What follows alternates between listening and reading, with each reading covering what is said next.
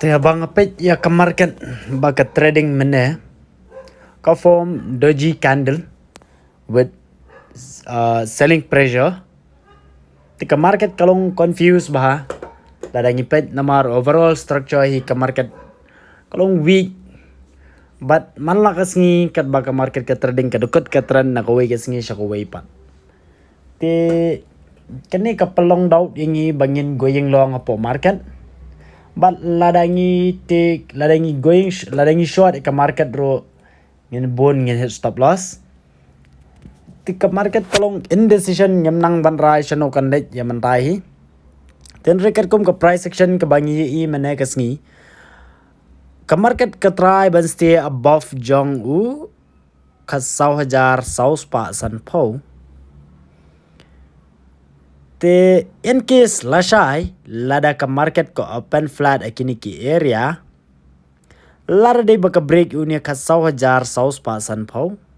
Then for sure kini ki buyer ki ba mane can hit stop loss, they have to exit from their long position.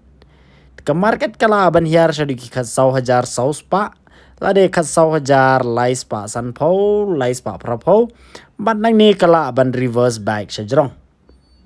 Kata ko ka possibility lada ka market ko open flat. Te sakaway pat larade bako open flat ka stay ba hini area. Te next day kanlong high possibility for trending day either on the upside or downside. Te lara ka market ka open flat la shay ka bahaba ngin upshwa ngin pet bahashwa ngin namparung trade immediately. Te in case lada ka open gap down hapo jengki ka 1,000 pa lane ka 1,000 laisan po kumta. Te nakini ki area ngin nam short kulmar ka market kala ban shim support hai ni trend line but kala ban reverse shajrong lane kan kiu shajrong. Namar unia trend line we indicates ba ka buying pressure ka dan hakini ki last few days kata ko way tika market kala ban kiu shajrong. Te in case lada ka market ko open gap up haki area jong ki kat 1,000 henrius pa lada ka open gap up hakini ki area jong ki kat 1,000 henrius pa lane kat 1,000 sanspa prapo lane sanspa andrupo shubo kat 1,000 pa sanpo ka open nakini ki area. Tika market nakini ki area kala ban stay here and then kala ban push shado kat 1,000 pa sanpo.